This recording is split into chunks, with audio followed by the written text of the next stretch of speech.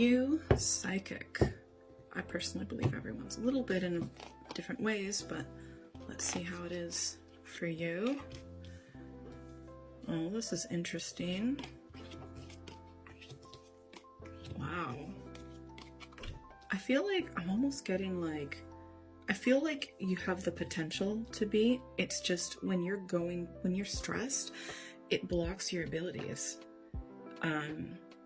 And when you get kind of stuck up in your head, it blocks your abilities. I think that I'm gonna get with this outcome, the Hermit. I'm definitely getting a yes, because this is a total old soul card, and I feel like you are able to have this inner knowing.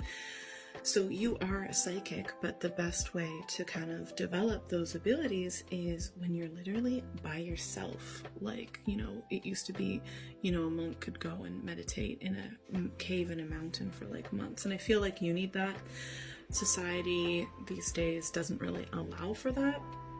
But I think the more time you have quiet, alone, solitude, that's when you're really able to tap into that, when there's loads of drama, when people upset you emotionally and they leave you, when you're trying just to get your head together straight, when you're trying just to make sure you have enough food on the table, when there's so much drama and conflict with other people in your life, that can kind of shut you down, that can make you feel super unstable. You need to also have a home, like just somewhere stable, right? If you're having to like move from place to place or get a different job, or your friendship group just keeps changing and all of that movement makes it really unsettled, you need that quiet solitude, stillness.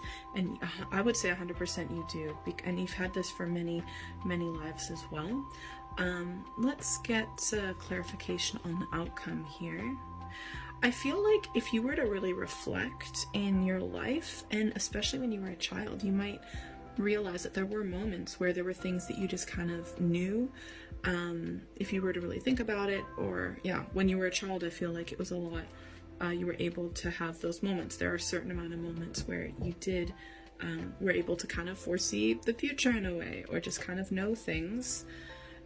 When you're relaxed, and okay, it's when you're not trying. If you're sitting there and you're like, oh my gosh, like I need to figure out the future, it won't happen. It happens when you're relaxed and you're absolutely not expecting it, and it might just be something you kind of just say offhandedly to a friend, for example, like one of those Freudian slips. Let's get more advice about psychic abilities. And you have to be like really calm and balanced, and also not have an emotional attachment to it.